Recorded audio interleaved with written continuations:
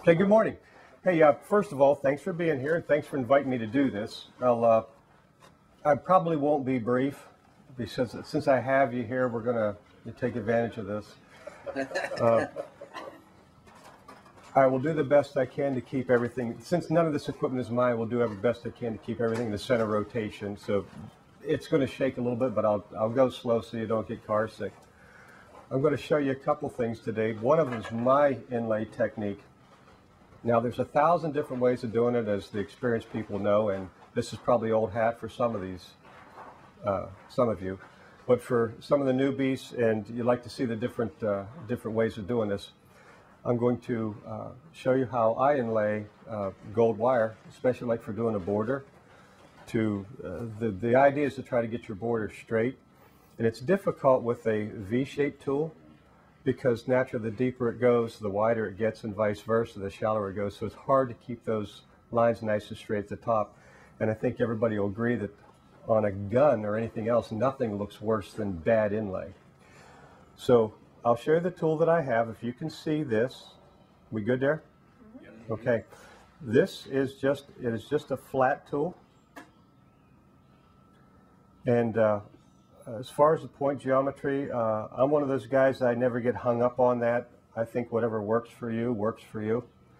And most of mine are sharpened at about a 55-degree face and with a 15-degree heel.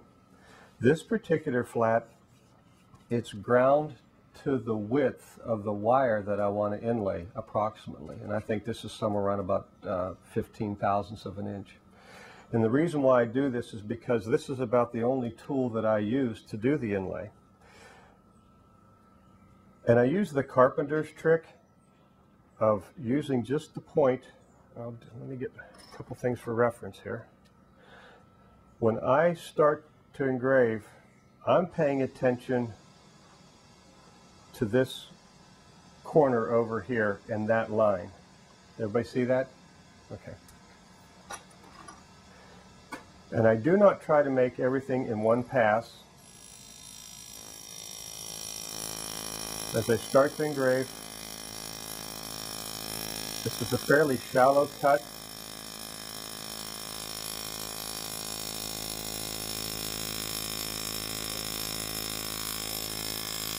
And I'm really not looking at the engraver where it's cutting, I'm sort of looking at a head. Now, we get the problem. See the curl, how it comes up in front? That tends to be a distraction. And if you want nice straight lines, take the time and get rid of it, okay? Because this will be a good hallmark for you. Then go back and continue cutting.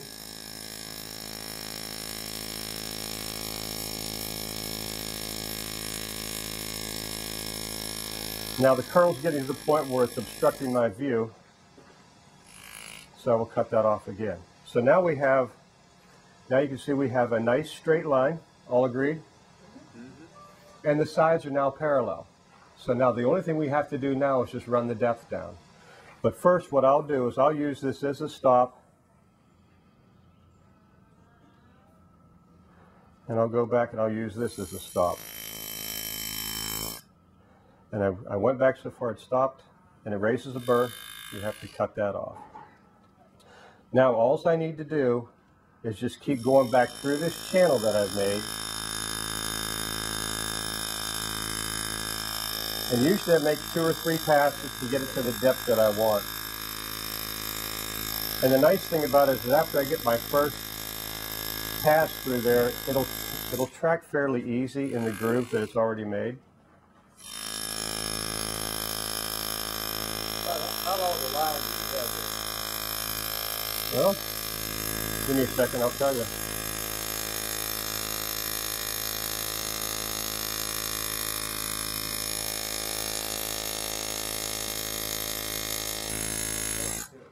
You talked about the face of 55 degrees. What kind of heel do you put on it? Just a straight heel. It's only about 15 degrees. That's it. Just straight up. Wherever you get your fingers off the metal, huh? Yeah, that's let me see if I can. Hey, I'm talking ballpark. 1/4 inch or 4 inches? Right here? Yeah. No, how long's your line? My life Line. line. big fella. What you just cut along there. That one there is 1, 2, 3, 4, about a half an inch. Okay. That there's about half an inch.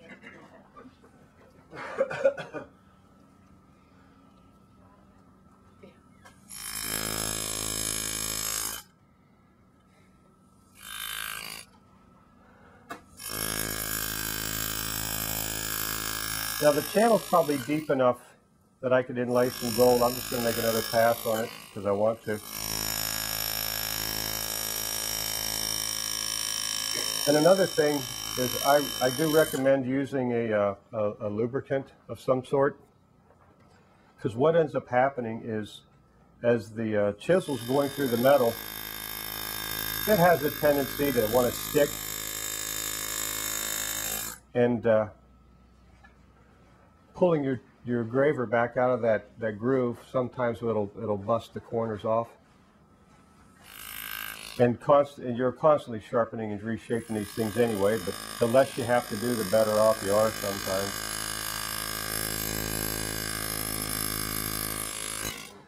Now the nice thing about this is a pretty decent straight line.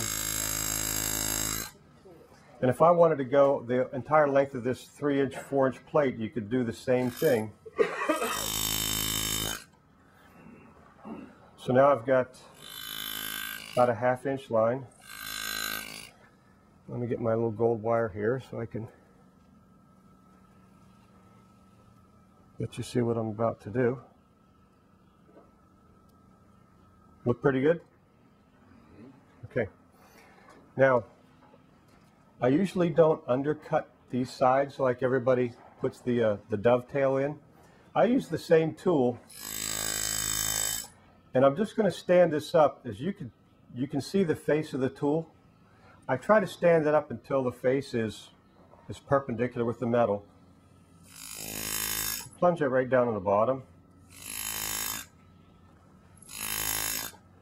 And what that does is it raises a burr in the bottom of this channel.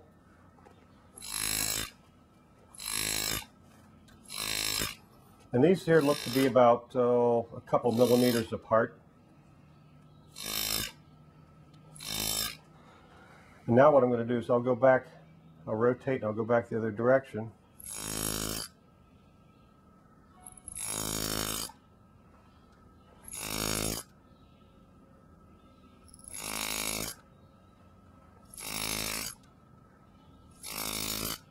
So you're hitting the same cut you did before from the other one? Yeah, I'm right ahead of it. Here's the cut that I did before. I'm just right ahead of it. And if you can get it in there good enough, you'll see where it starts to displace that metal on the other side. So what I've done is I've plunged it down this way. So you have the dovetail this way rather than on the sides? Correct, correct. Okay. And the gold will it'll get down underneath there and it'll hold in. Now you can go back in and undercut this if you want. If you're not too terribly sure how well it's going to work. And it's not a bad idea.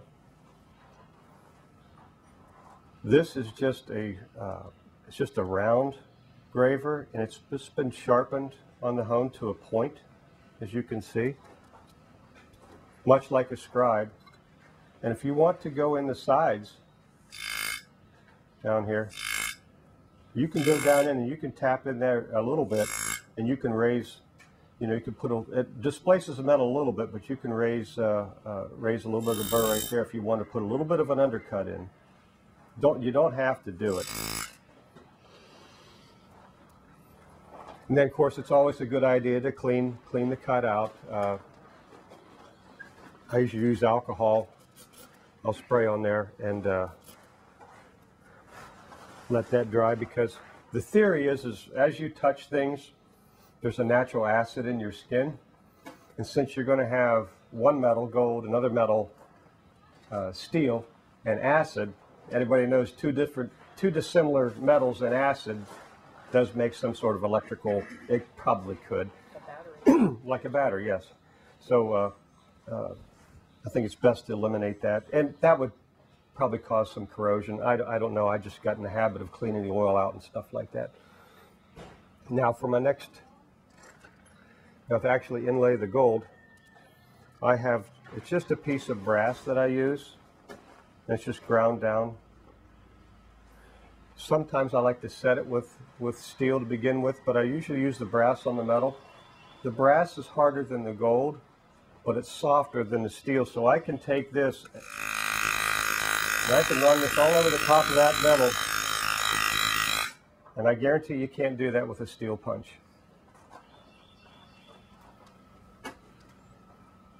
Now I'll get my gold. And one of the things that I do is I look at the end of it. Can you see the end? I usually try to trim that off nice and straight. Whoops. And I drop the gold on the floor. Nobody drops anything on the floor either, right? At least you didn't bump your head when you raised. Yeah, I didn't bump my head on that. Don't clean anything. Okay. Make a little tap here. There. There. You seeing this okay? Not really. Okay, where do we need to be? Yeah, Okay. you keep doing it and then we'll see it. Wait a minute. There we see There it. you go. Here we go. Yeah. Okay.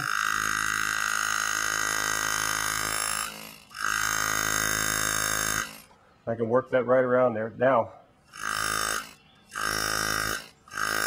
gold has the tendency that when you start to set it, it'll want to squish out. And that's what the keys down at the bottom that I made, they help lock that down in place. You're still going to get some running anyway. Now what I'm going to do is I'll take this, just make sure that you can see what I'm doing. Where's my end? You zoom out of here? Yes, sir. There we go. There we go.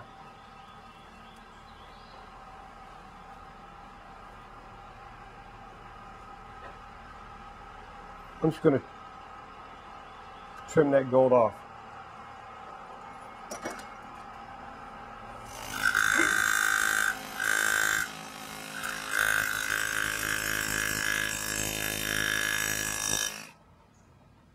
Now that's locked down in there pretty good. If it isn't, it would come out by now.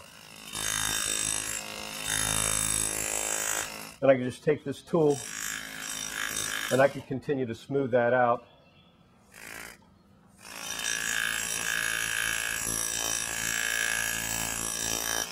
And another trick that I learned from Marcus Hunt and Ken Hunt is if you do you all have a burnisher?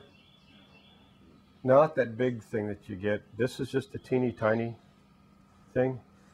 If you can take that and burnish that gold a little bit, because the hammering doesn't always seat it in good, it's nice to have this just to kind of push it down and smooth it out a little bit.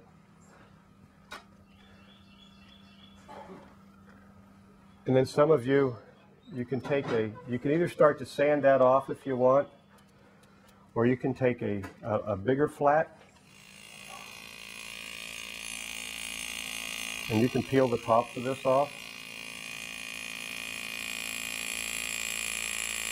A flat you have to be careful because it will gouge the steel underneath. You can actually try the old carpenter's trick with a chisel and watch this. I want to make sure you can see what I'm doing. Okay. I got to make sure we're in the field of view.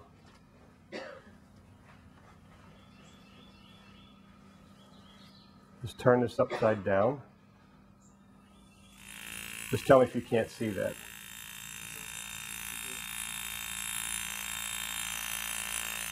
Because a chisel has a tendency that it wants to cut downward, but if you turn it upside down,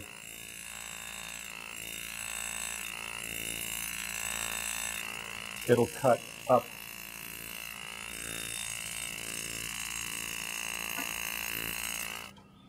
So now once I've got that so far, there you can take your sanding block. Make sure. Let's just go ahead and zoom out just a little bit. We good there?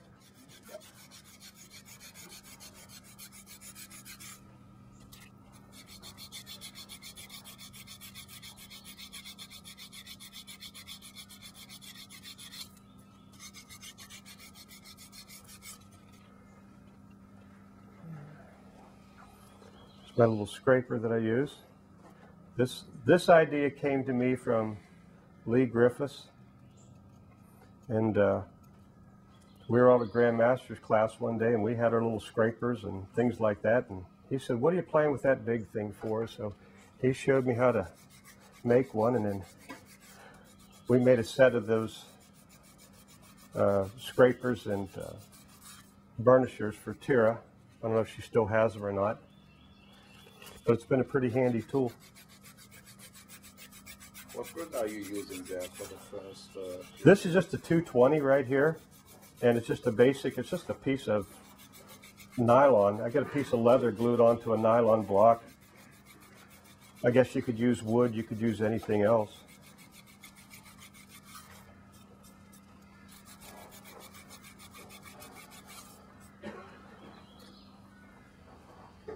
Okay, now just so you can see it, I've got a little cold blue.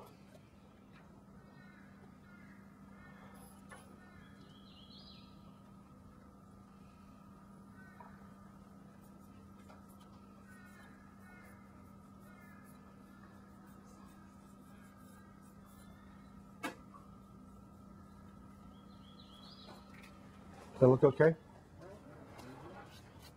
That's 15,000.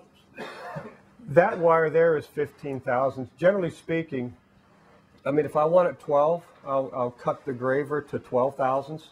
Then I'll draw the wire down. I usually buy the wire in a certain diameter, like 24 thousandths, and then I have a draw plate, and I just pull whatever size that I need through there. Saves me from inventorying a whole bunch of stuff. But now, as you can see, the line is dead straight. I mean, of course, you're looking at a magnification, and at arm's length, you would never tell. But when the gun gets hot blued, then naturally the bluing around will be a little bit darker, and it's very impressive, especially getting the corners. The downside to using the flat, it doesn't do a curve, okay? Because the tail end of that, back behind the heel, will wipe out the back of the curve. But you can use it to make the first cuts initially, then go back in with a round or an onglet or something and excavate down a little bit. Then once you get back to straight again, go back to the flat chisel. I can even demonstrate that to show you that it'll do a little bit. It just won't do the entire inlay procedure on the curve part. Let's see if I can make sure I find a place that you can watch me rotate. Engraver and go back over with around that straightens it all out. Yeah, yeah. Are we good here?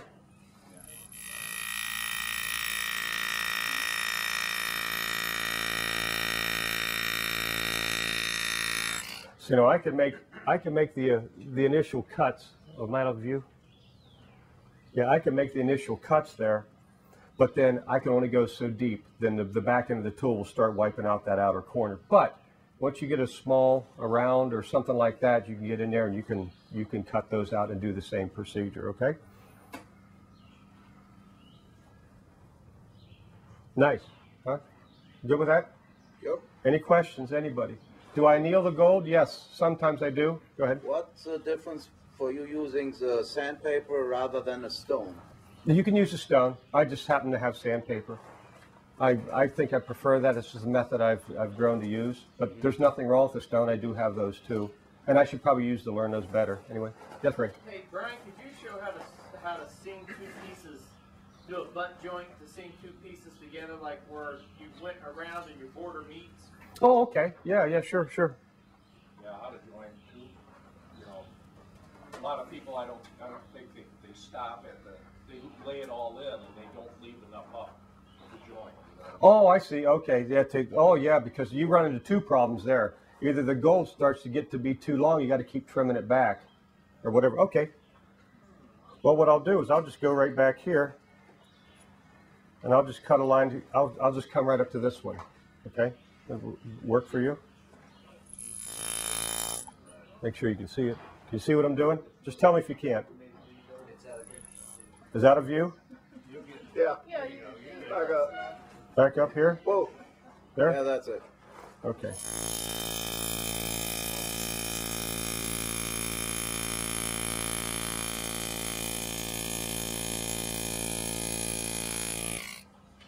now your tip's out of view. Could you make a 90? Father. Okay. 90 in there? Yeah. Perfect. Oh, you want a 90? Okay. Okay, we'll do a 90 down here. Is that what you wanted then? I misunderstood you. Is that what you wanted, a 90? Yeah, either one would be fine. Okay. I'd like a 90.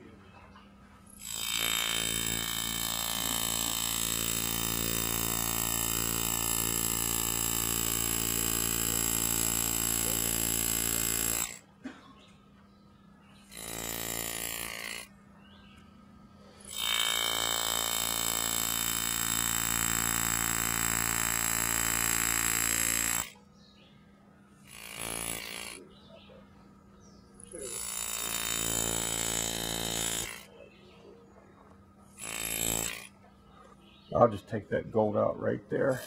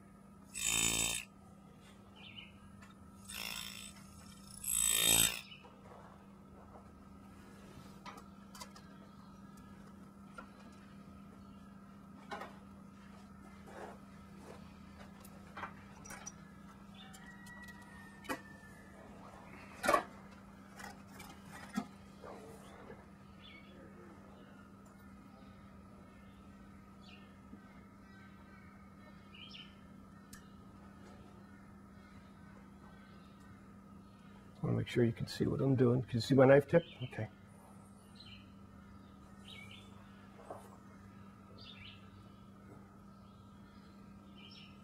I can do two things here. I sort of, since I've excavated some of the old gold out that we already put in there. Where are we? There you go. Okay. I can do two things. I can actually bend that 90 degrees and put that in there like if this was a repair. Or if you'd ran out of gold, you want to go back over this way. So let me see if I can lock that down like a...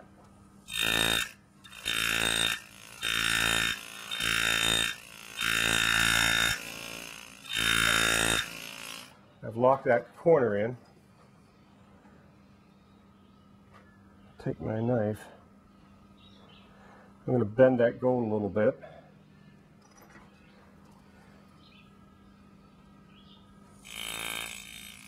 Take that graver.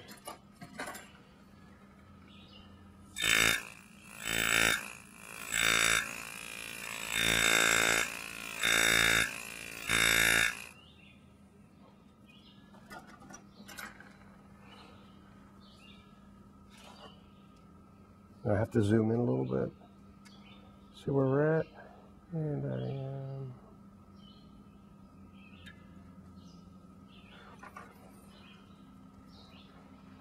Now I left a little bit of a gap here because there's enough gold proud of the surface or above the surface that when it gets back in, I want it to go right up against the other gold that's here on this inlay.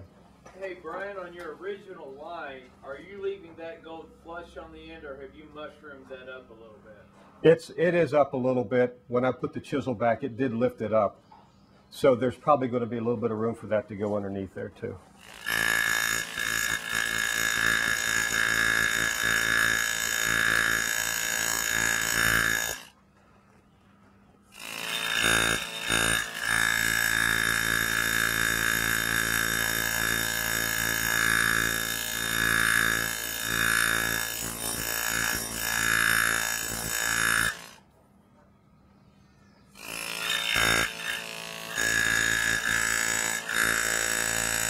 I'm going to try to work that into the corner here. See, I left a little spot open.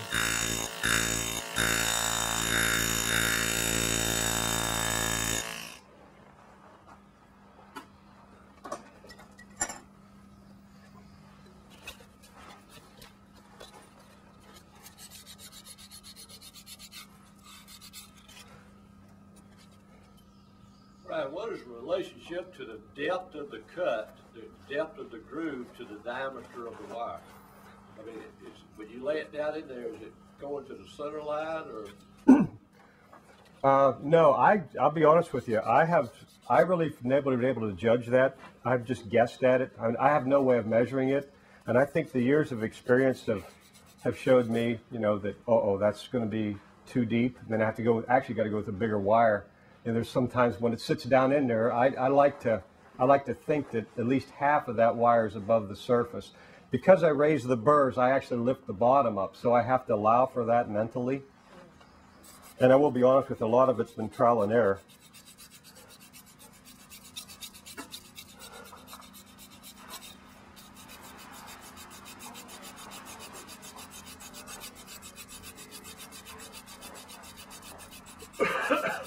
And I just about got it here for you. I don't know if it's coming through okay.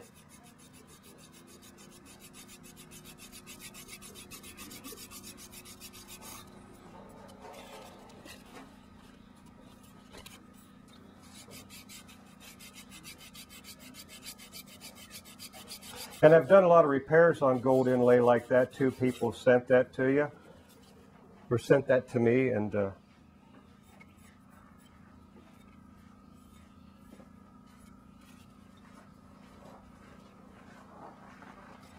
we good there? Nice, huh? That's answer the question, Ray? All right, thank you, thank you. Yeah, and that's good. It's not coming out, obviously, you can tell. And then you can go back and do your other finishing, polishing, whatever. Oh, there's still a little bit of high spot there, but. And the stones would probably work better than, you know, using the abrasive like that. I can get that pretty good, but. So what's your finishing grit? Would be around 2,500, 3,000? Well, it depends. It depends on what the gun's going to get done. If this is going to get hot blued, probably not more than a Warren 800. Yeah, I really don't like a high polish on guns, especially with that, because it tends to hide the engraving. You get all the reflection comes off the gun, and next thing you know, the engraving's sort of diminished. But if it's a good 800 grit finish, I think that with the hot bluing works pretty good. The rust bluing probably needs to be around about 320 or 400 for the etching to work anyway. But any of that stuff. Now, if it's going to be nickeled, different story. You know, because the high polish, you do want the smoother surface for that.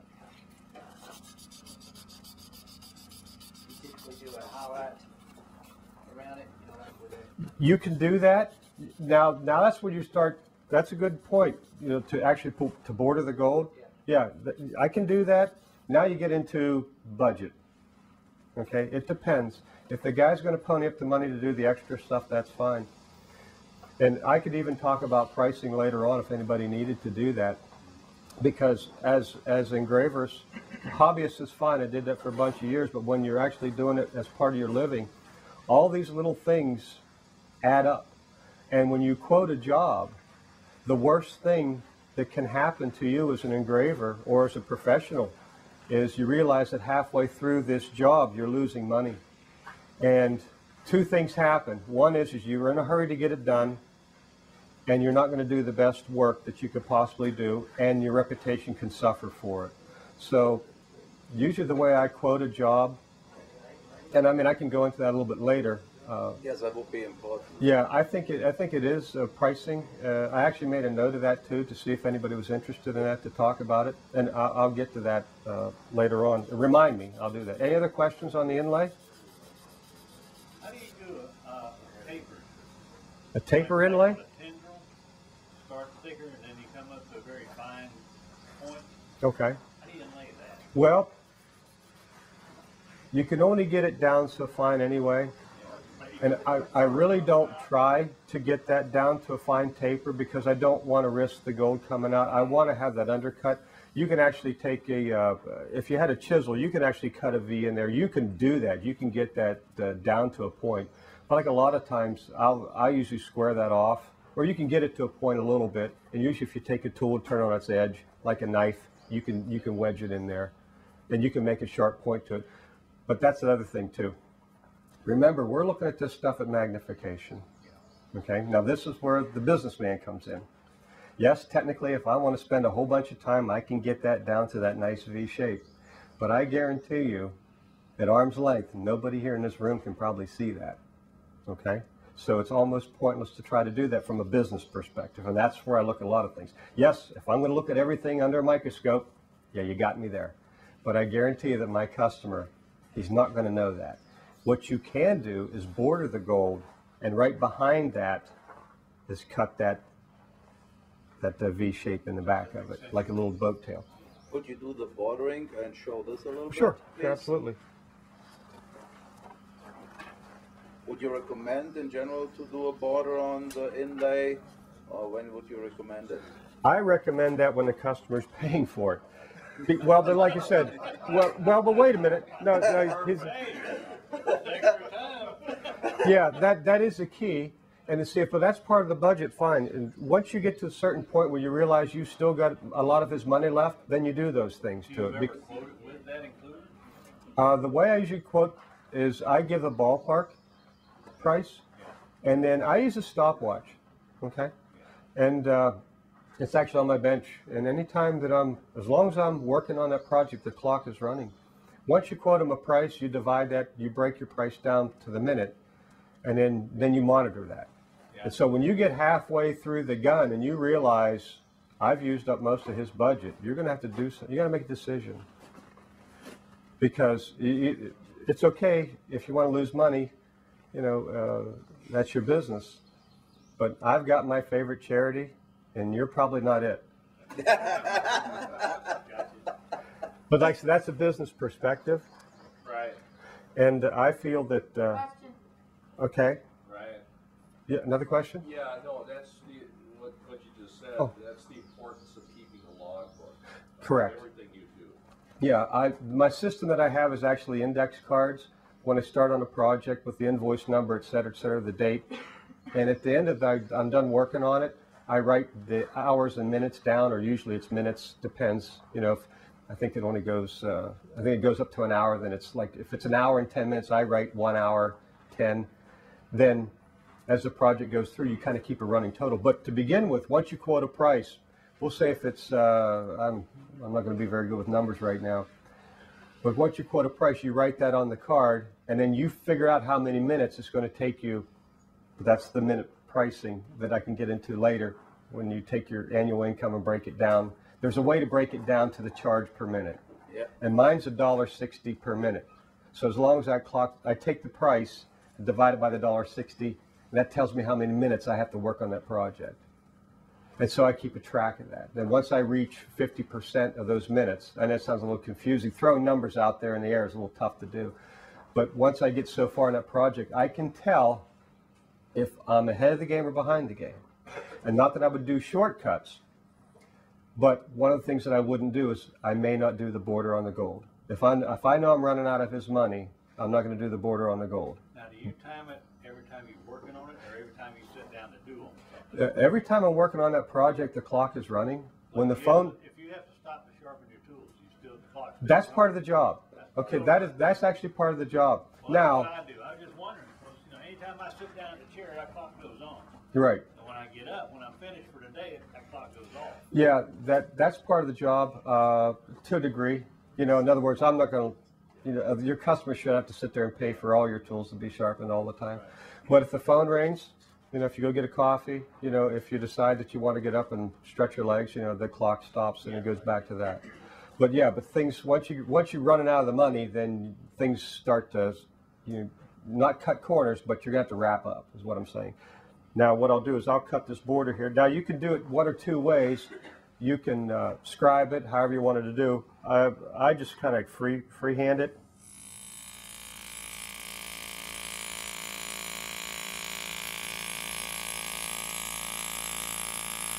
kind of geometry are you using for cutting the border? Oh, there's another thing too. There's just a 120, okay? And it doesn't, and none of that matters to me. I'm one of those guys, I don't get hung up on point geometry, because we were at a Grandmaster's class one time, and Sam Alfano was sitting there as a moderator to help, because I think Creative Art was in, and he was working on a project. And naturally, we've all seen what Sam does with the 120 tool, and I just went over with a little break time, and I was just watching him do his thing, and I said, I've seen the work you display, but and I just wanted to watch you do it with that tool. And he popped the tool out of the holder and handed it to me. He says, go try it out. And I went over to my bench, and I couldn't do what that man did. You know, there's really fine shading lines and stuff like that. Well, at the time, I couldn't do it. I studied that a little bit. I figured some of that out. But yeah, but at the time, yeah, I couldn't do what he was doing with the 120. I used the 90 most of the time, and I think I'm around, I usually, it depends. It depends. I can do just about all of it with anything anymore. And like I said, I don't get hung up on the point geometry, because if you can work a 120 really good, if you can do, let's see if I can do some super fine shading lines with this. That addresses a very important point. No pun intended, but there is no magic geometry. Yes, good input, Ray. There The input, is the no input, magic geometry. input. No, there's. Although, let me make this wisecrack. As far as the width of the geometry, don't go any wider than a 180. It's okay if some of you didn't get that. If some of you didn't get that, that's okay. Now these are pretty fine shading lines. Where's my little ruler at? What did I do with my? There's 1, 2, 3, 4, 5, 6, 7. There's 9 lines in a millimeter. How's that? That's with the 120. Wow. Anybody need to do any finer than that? You can't see it. Exactly, exactly. So the point is moot. I can do it with a 120, I can do it with a 90, I can do it with a 70. I can't do it with a 180.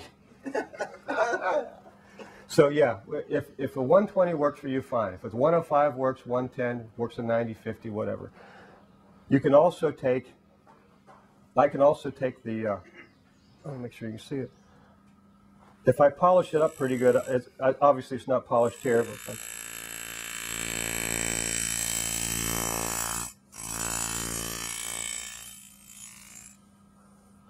you can do some bright cutting with the 120.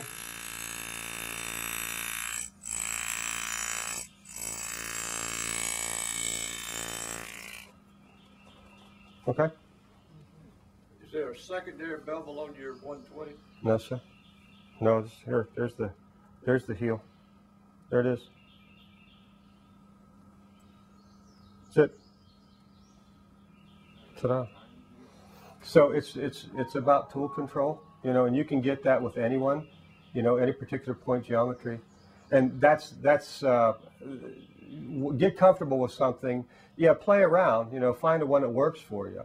You know, I do find that the 120s, the 110s, or the 105s, 120s, the wider point geometries, they are stronger, especially when you get into harder steels.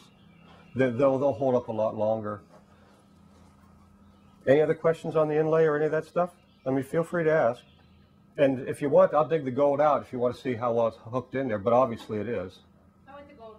No. No. You already got it. You've already got that.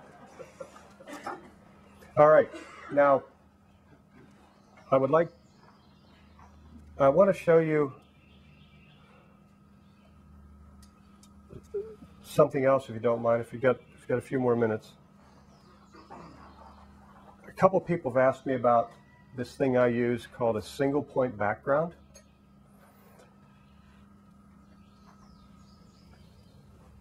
Okay, good. The single point background is I use a 120 tool. And I'm going to texture this background of this scroll. I went ahead and pre-engraved that just to save some time. Let me see if I can find out where we're at here. Can we see this? Yep. Okay, good, good. Okay. Here's how I do a single point background. So I take the 120 and I start pretty steep.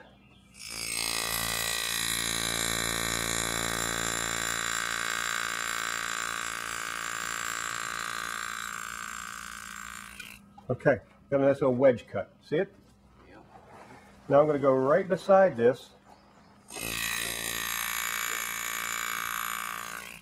Same thing.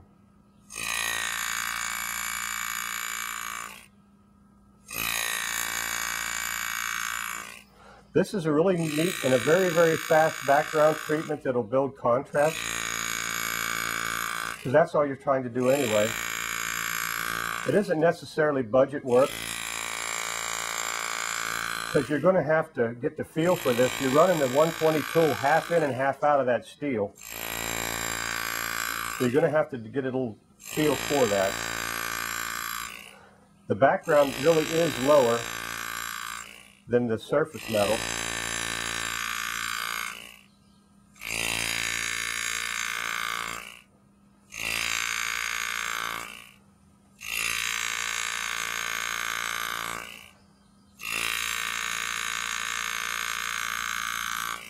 See a little pattern developing? And there's no set way to where to start. If you want to start on the edge, I usually start in the center and I work both ways. And I don't know why. Oh, and a couple things you'll see me do. This is a nervous tick, I guess. You'll see me put my other finger up here. And yeah, you're right, Paul. It is an ugly fingernail. I meant to tell you that.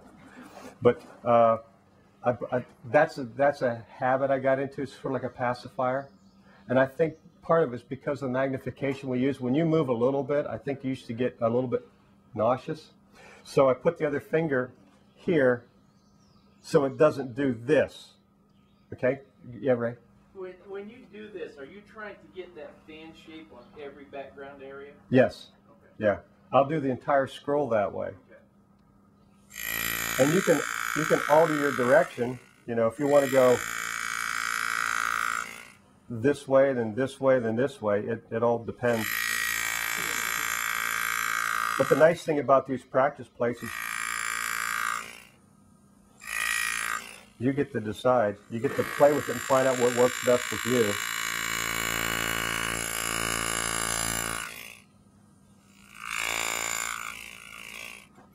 Are you still with me? Okay, good. Good. That's a nice little treatment, and it's created some nice contrast there. Would you agree? Let me see if I can zoom out. If you can get a...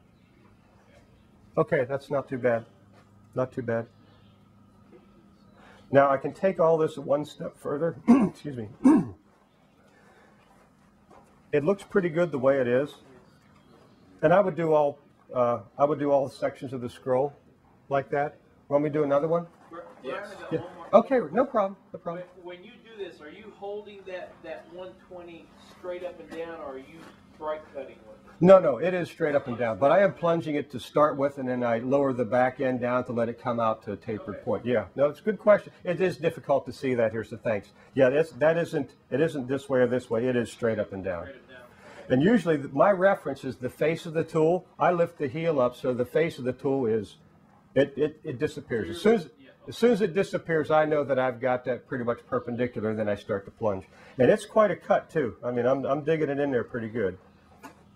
Could you pass that plate around? Oh, absolutely. Sure, sure.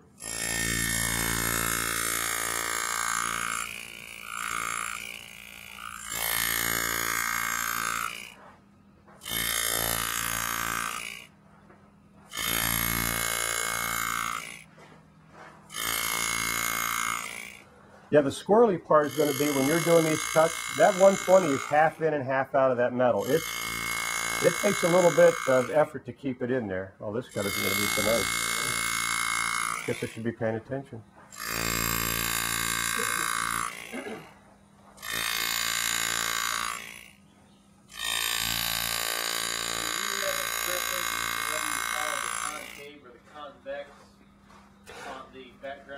Yeah, I do. I actually go towards the convex. That's the way I do it. I go back into it. You can do the other way, but once you play with it, you'll find out, oh, that's not going to work because you can't run the line, around it. Brian, is there any preference why you do it from the middle, or is that Just what you do? just me.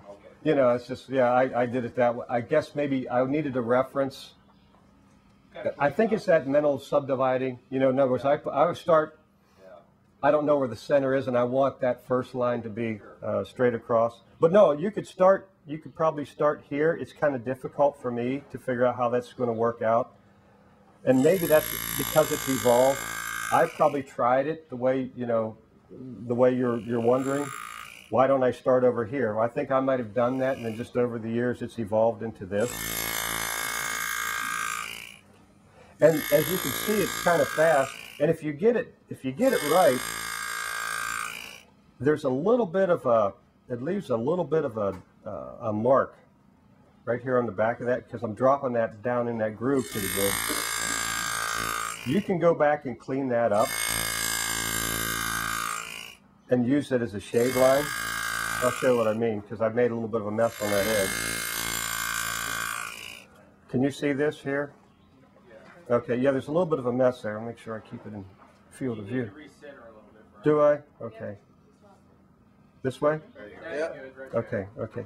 Now, I've got a little bit of a ragged edge here, because where the heel has touched the back of that, I can just go back here and I'll make a little shade line.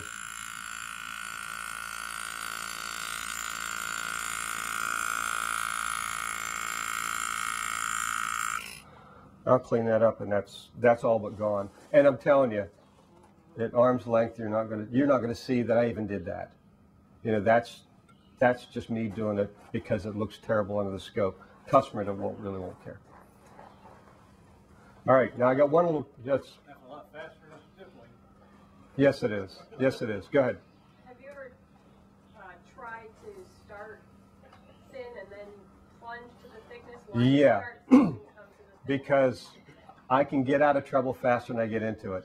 Once I go deep, I can't get that burr popped out that looks nice on the back end.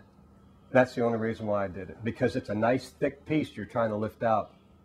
I just have trouble doing that. Your results may vary, but yeah, try both ways. But that gives you the gist of it. Now there's one other step that we're going to impart on this, because we're trying to build maximum contrast.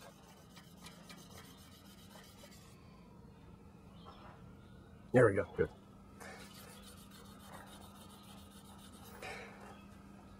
I guess I could let me put some shade lines in some of these leaves, okay?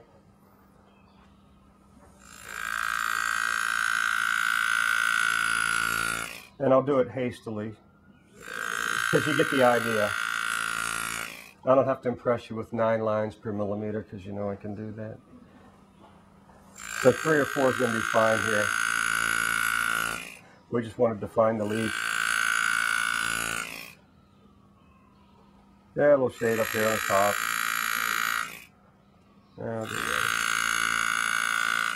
that. Okay, for all you wise guys back here, we'll go ahead.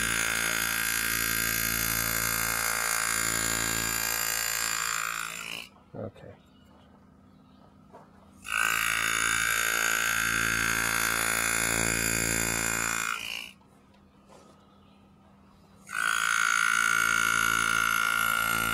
And believe it or not, but a lot of this is somewhat of a normal pace through the day.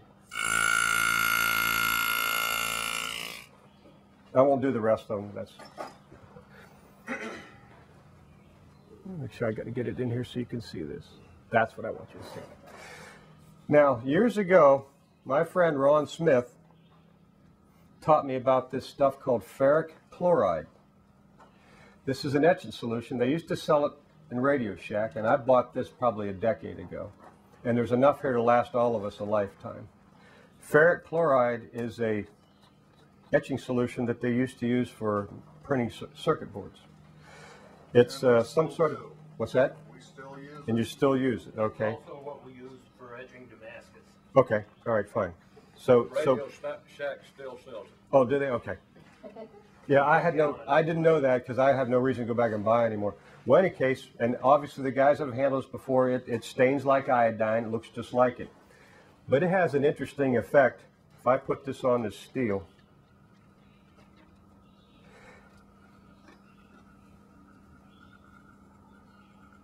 You're preparing the surface Yeah. with alcohol or something. What's that? You're preparing the surface Yeah, before you apply I probably it. should have done that. Probably got enough oil on it that it won't work well, but it actually is. Yeah, all I really want to do is I just want the ferric chloride to get in there and bite it down a little bit. What I'm trying to do is knock the shine off of it, because sometimes I find that can take away from the. There we go.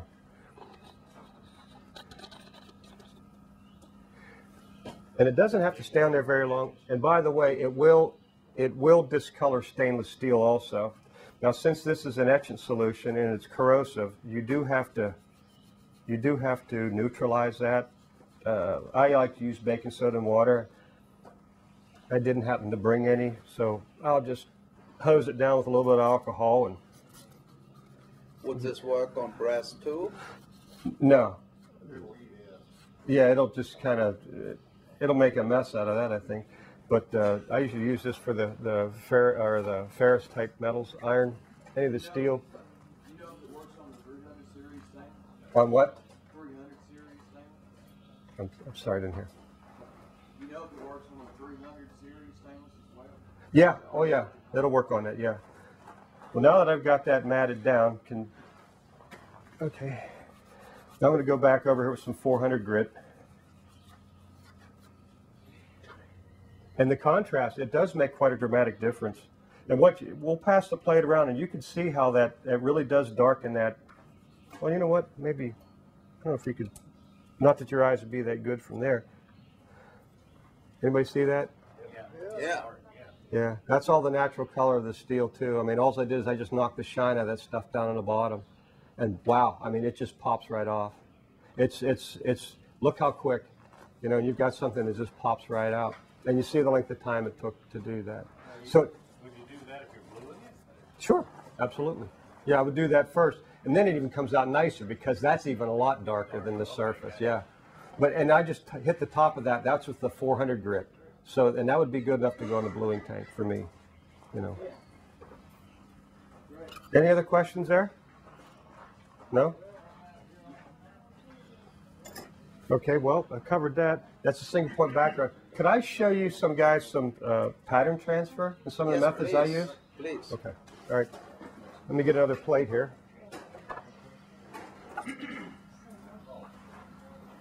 Well, you know what? I'll just use the same one. I'll just use the back side of this one.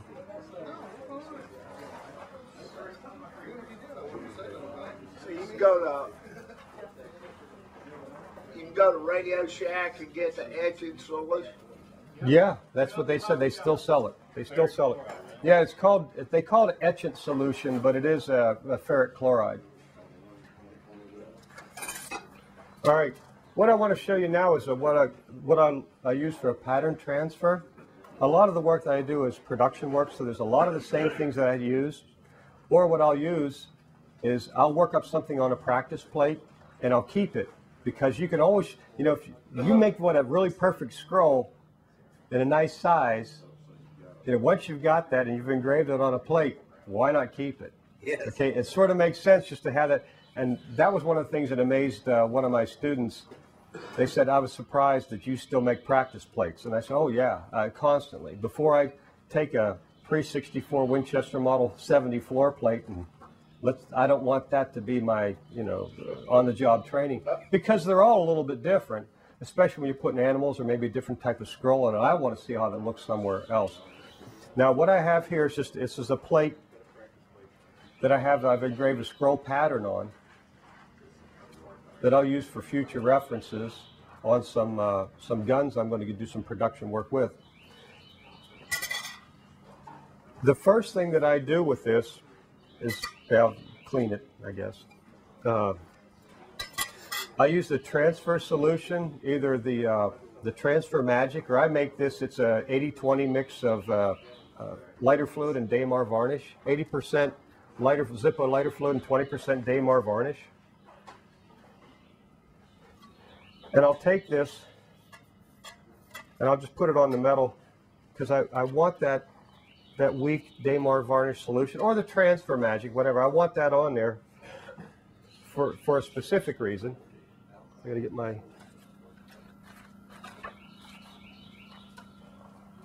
modeling clay.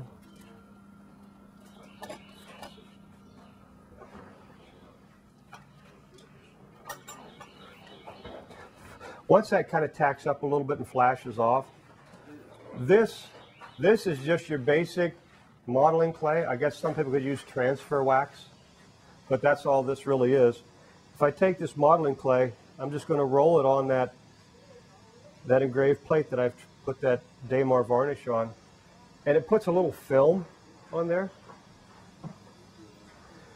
Then I use this Scotch carton sealing tape. And what I like about this stuff is it's very, very smooth. Not only is it clear, but it's very smooth. I'll put the tape on here. Everybody's done a smoke pool, right? Mm-hmm. Same thing, except I'm using this. I like this better because I can see through it to position it where the smoke pool, everything's dark around it except the engraving. So I put this on. The trick here is to peel it off carefully. This is going to be very, very difficult for you guys to see, but can you see the pattern? Yeah. Put it on the microscope. See. Okay, all right. Yeah. All right. Now, I've got my metal plate here prepared, and it works when it's best when it's polished. Now, I'll just set this on here. I don't burnish it. I just push it down with my thumb. Another key. Just pull that tape off real slow. Okay? We good? That plate you just put it on? Yeah. Is that the one you had the Damar varnish and the? No. No, you No. don't. I put the Damar varnish on this. Okay, what? That's just polished up. That's all. Just polished steel. Mm-hmm. Yeah, that's it. Okay. Now the problem with this is obviously since it's just a film, it will rub off. So I've taken some of the cold blue. This here's a little bit tricky part. I'll make sure I get the right one. See where you're at, okay. And you just want to sort of gently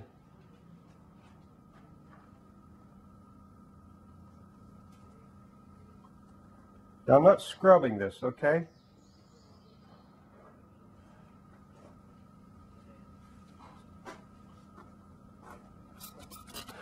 Now I've used that alcohol. I don't want it to burn through.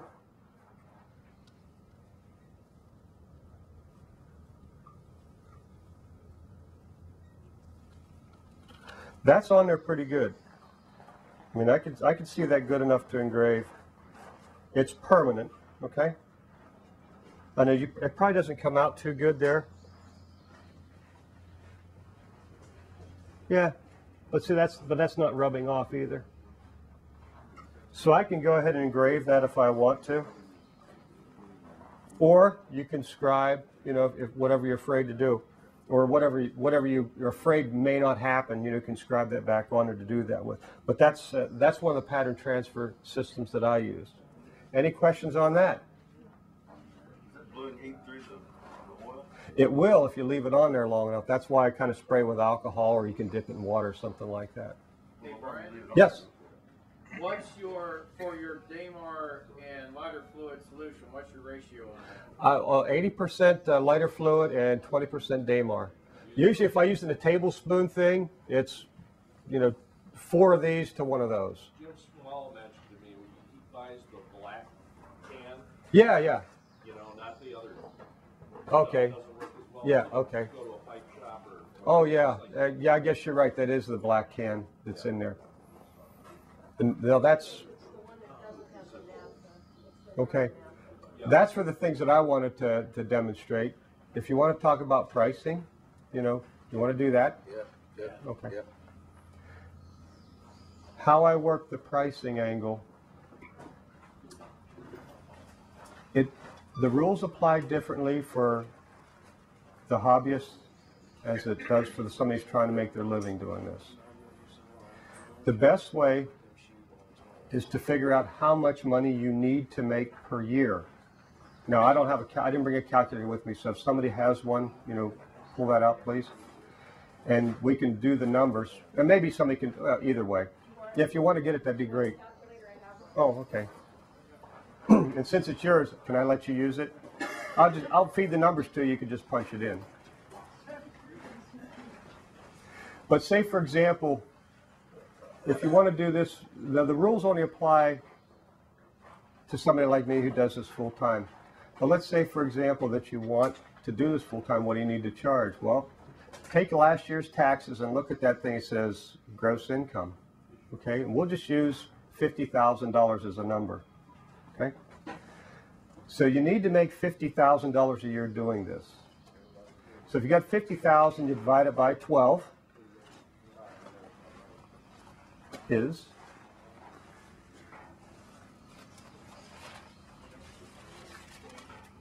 $4,166.67. okay, so $4,200 a month you have to make. We take 4,200 and divide it by 21. Why 21? Yeah, don't do it by 30. You'll hurt yourself. Nobody works 30 days. You get a smaller number, and then that'll bury you. So divide 4,200 by 21, and we get 200. So you need $200 a day. How many hours a day do you work? Most people, independent, self-employed, they work about 10. Yep.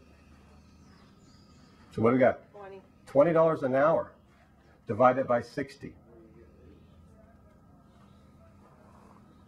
33 cents. Okay, that's 33 cents that you have to charge just to break less than even. That doesn't include the cost of your materials. That doesn't include shipping, tape, any of those supplies. So you almost have to quadruple that number because you also need to make a profit, okay? So if you take 30 cents, and we'll just run it up to $1. We'll just run up to $1 per minute that you need to charge. Actually, like I said, mine's like $1.60. You need to charge on that. So what that does is it covers everything. And I would say probably run it to around about $1.50 a minute if you're doing it full time. At least try to start to see where you're at. You could probably bump up a little bit higher. It depends on, property taxes in my area is probably a lot less than they are in Philadelphia. So there's a lot of money that I don't have to make, but we're trying to be competitive too. So now we've got the price printed that we charge. When you take a job, for example, if I take a $3,000 job and I divide it by $1.50 or 1.5.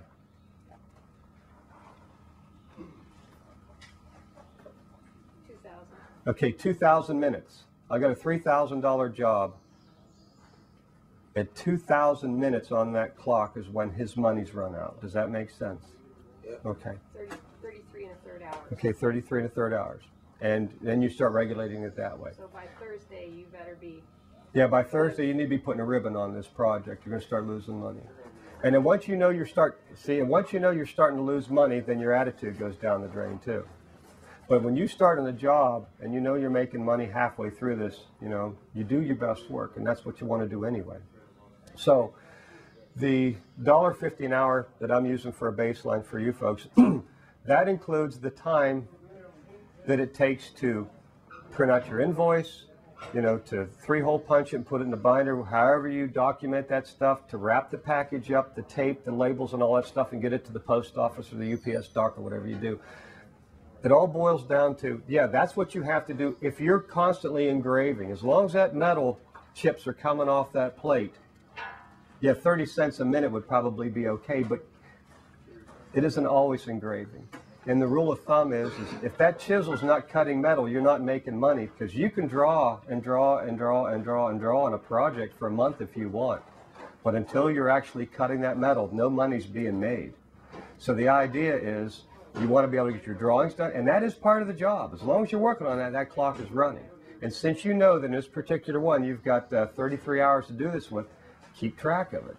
So as the project's going through, and now this is a good educational tool. You're going, well, looks like I'm going to have a lot of this guy's money left at the end of the job. Two things can happen. One is you can take the money because that's what he agreed to, and that's fine. He'll be happy. You can add more work to it, or you can, if you want a customer for life, give him a little bit of a refund. And that is something that really, really makes a guy's ears perk up when you quote him a $3,000 job and you said, hey, by the way, Bill, it was only $2,850. Now, don't get me wrong, you made money at $2,850 because looking at your clock, you probably should only got paid $2,500 for it. Nothing wrong with getting paid for what you know. But you saved a guy $150, and that can mean the world to him. So it's, what do they call that in business? Over-promise or under-promise and over-deliver. So it's a good business practice. Another business practice is I don't give deadlines except for one customer. One customer. I'm committed to their production schedule, and it's a flute industry. So they have certain things that they have to have done by a certain time, but I only allow that for one customer. Anything else, me. I get motivated by getting paid when the job's done. I almost never take all the money up front unless the person insists. And those guys are tough to turn down anyway. I don't like getting all the money up front. And if somebody sends me a complete firearm, I really don't even want to deposit. But that's me. That's the way I work. I've got your gun. And if it's a Colt single action army, I can get my money out of it even, you know, because I've got the cost of the gun already there. Not so much if it's a Mossberg 500. You know, the guy may not come back if he doesn't want to pay you for it. Yes? Well, if you are in the high end, that's applicable. But if you're in the lower end, like knives, I have some stuff lying in my shop, and the people don't pick it up, and I call after them to pay for it. So I highly recommend for the lower end to get the money up front, okay, plus $20 for shipping, because when you're done, if they promise to pick it up and they don't pick it up, it lies there, something drops on it, it gets destroyed, oh, it yeah, gets lost, you're responsible for absolutely. Well, don't you think that somewhere along the line, if the person didn't pick that up within a reasonable amount of time, like say 6 months, I'm just going to sell it. I mean, why wouldn't you come and pick up your knife? Let me make my money. I lost an item and had to find it again, and the customer took nearly a year before she picked it up. Oh. That's okay, why I collect $20 for insured shipping. Okay, that's fine. And so if you come, you get the $20 back if you pick it up. Otherwise, once the job is done, yeah, you give it back. Okay. Yeah, the cheaper jobs, you're probably right. That probably would make sense, you know, to get your money up front to do that, because you're not talking a whole lot of money anyway. You know, what are you talking, a couple, $300-400? Yeah, something like that would probably, you can't get a gun blued for $300. And often it is the low-end customer, let's say the $50 or $80 customer, where you have more time and headache with calling up. And so I think someone with a nice Elsie Smith gun will not let it sit there. He wants it back. Right, exactly. Well, that's the other thing too. You know, when somebody has a financial stake in something, they have a tendency to pay attention. You know, and I'm not saying to discourage the cheap jobs, because we all kind of get our start that way. Yeah, you know, yeah, I mean, you have to start someplace. However, you know, but remember, now you're building, if you're wanting to build your business, you know, then take that as a lesson learned. Okay, fine. What's not about this situation that I like, I'm willing to put up with anymore? Because if you're doing quality work and you're doing it really, really cheap, then you should be super busy, very, very, very, very, very busy. And that's good to a point, because it's nice to feel good people want your work done. Two problems is you're selling it cheap, it should be worth more money, okay? And people don't seem to care about $50 or $100 like they would a $500. Now, it's kind of tough to put $500 worth of engraving on a $100 knife.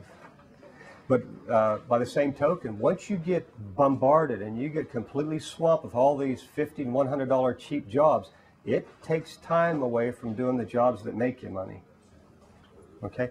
Some things too, don't forget, when you have to do it, raise your rates. You have to do this because two things.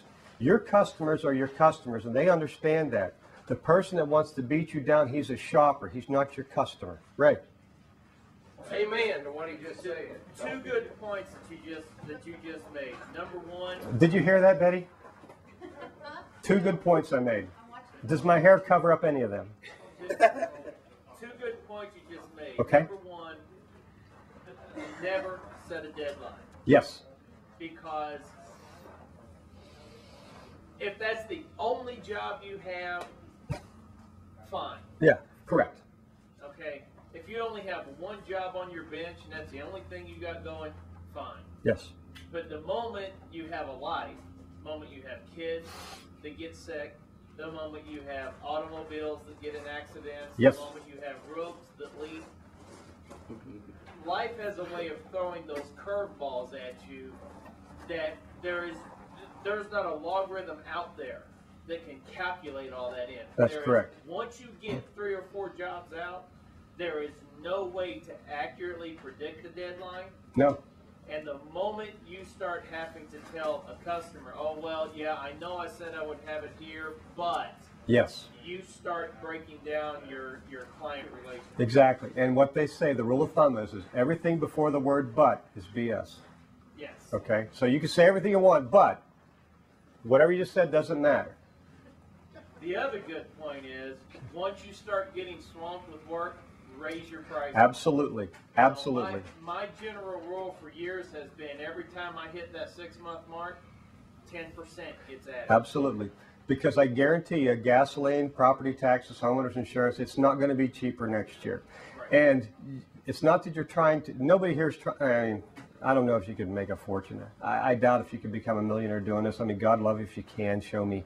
You know, but the thing is you're doing better than trying to stay even. Profit is always the motivation. But yes, and the thing about, like I said, the roof leaks, the car repairs, and all that stuff too. We are motivated. He is, I am, probably half the people in this room that does it for a living. We're motivated by getting the job done because that's usually when we get paid.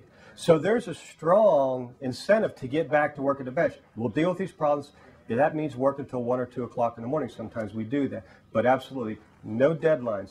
And another thing that I don't do either is I do not give up any artistic control. None of that. If a guy wants an elephant on a gun, thank you. But no, you don't want it, I'll put it. I do that. I do that because I'm the artist, you not so much. And that's the other thing too. When a guy wants, and learn your craft big time. You know, if a guy wants an elephant on a lever action 22, think about that. Okay? That's sort of wrong. We were at Figa show, and a bad example, and I felt sorry for the kid because I didn't say anything to him, but he had this beautiful knife, and it was a custom knife, and he had beautiful engraving on it, and he had this white-tailed deer running away from, but looking back at a lion chasing it. And I went, and the engraving was beautiful. I mean, the deer was fantastic, the lion was fantastic, the anatomy, it was all beautiful and picturesque. I said, tell me something, son. I said, what's wrong with this picture? And he said, don't you like it? I went, the engraving's good, but what's the chances of a deer getting chased by a lion? Better yet, what's the chance of a deer looking back at a lion chasing it? It's even better when you see you brought up the elephants. Yes. And some engravers put Asian elephants on. And Yeah. Asian elephants are not hunted, they are work elephants. Yes, those are work elephants where the African elephants are Yes. different. Sure, and so know your craft. And the same thing, if you've got if you ever get a chance to work on like a Holland and Holland or a Purdy or something like that, jackrabbits. You don't hunt those kind of animals, you know, with the jack. I mean, you could do white-tailed deer with a 30-30. Kind of tough to shoot a squirrel. I mean, would you ever put a squirrel on a 30-30 Winchester? I mean, that's a little over, don't you think? So learn your craft, do those things too. But the pricing, the idea is you want to make money for several reasons. One is, and your customer really wants you to make money too, because if you're doing quality work, you do your best work when you know you're getting financially rewarded for it. Now, if you're just a hobbyist, okay, all that's out the window. I get it. Okay, just enjoy your hobby, yada yada yada yada yada. But if you're trying, Mickey Mouse on the 1911. well, you can do that. Yeah, you can do that. The only problem is, if you want to get into copyright, you can do that if you're just giving it away, but you probably can't do that for money, and that's probably a legal thing. You know, not that anybody would see that, right? But in any case, yeah, if, Not anybody we know. yeah, right. But if a customer wanted, if he wanted Mickey Mouse on that, I may consider that. Well, on pricing, I was always told if they don't stop to think about your quote, you're not high enough. Yeah, oh yeah, I was telling Tara this. I made a quote on some auto restoration parts, and I looked at that, and I really didn't want to do it, and I told the guy $1,000, and he didn't bat an eye. I said, go for it. And now, and believe it or not, but I still don't want to do the job. I'll make money at it, but I just don't want to do that. So the thing is, the stopwatch is really important with me. And like I said, at the end of each day when I'm working on a project, I write. It's gotten to be a habit with me. I write the time down that I worked on that, and then every week or so I review that just to make sure where I'm at. Because when you're halfway through a 1911, okay, and you've gone through 80% of this customer's money, you're only 50% done. So you're going to have to speed it up on the other side, but you can't let your work suffer. So let that be a lesson to you. Now that's the other thing too. When you know you're going to eat it, eat it. I'm telling you, you do your best work possible and you eat it and learn your lesson. Because when you start turning out crap, that's one of STDs. I mean, that's with you forever.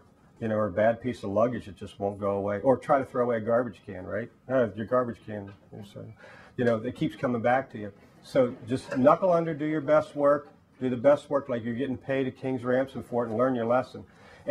But that's part of your experience. And then next time, hedge a little bit. And I mean, when I sit there and think of a quote, et cetera, et cetera, et cetera, I can almost guarantee you automatically I tack on another 25%. I think this is a good number for this job. I add another 25% to that because chances are I'm wrong. And I guarantee you, you get halfway through a project, or how about this? It comes out of the bluing tanks like it just did these cold single actions. Now it's got to get redone. That's going to take time to get all that bluing off there, touch up all the engraving. That's not the customer's fault. That's just something, either the metal prep, bluing, or whatever. Somebody's going to pay for that eventually. But the truth of the matter is that particular project needs redone, needs refinished.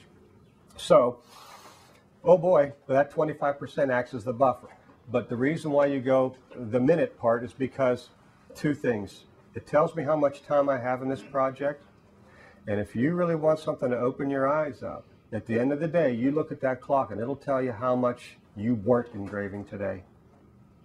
When that pencil's not on a paper, when that chisel's not in a metal, when you look at that stopwatch at the end of the day, at the end of 10 hours, you only got 123 minutes on that. What have you been doing? Okay? What have you been doing? Huh? Fixing. Yeah, Facebook, fixing the river, yeah, all that stuff too. Yeah, yeah, right, yeah, one of our addictions too. So, yes. Any other questions? Okay, I'm good. That's it. Thank you. Thank you, guys. All right.